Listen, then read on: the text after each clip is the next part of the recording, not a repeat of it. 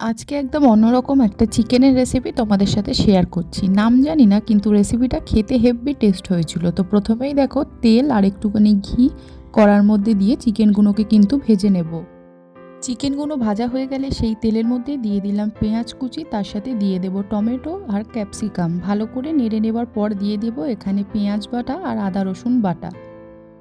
2 থেকে 3 মিনিট কষিয়ে নেওয়ার পর দিয়ে দিলাম স্বাদ মতো নুন, লঙ্কা গুঁড়ো, তার সাথে দিয়ে দিলাম জিরে গুঁড়ো আর ধনে গুঁড়ো।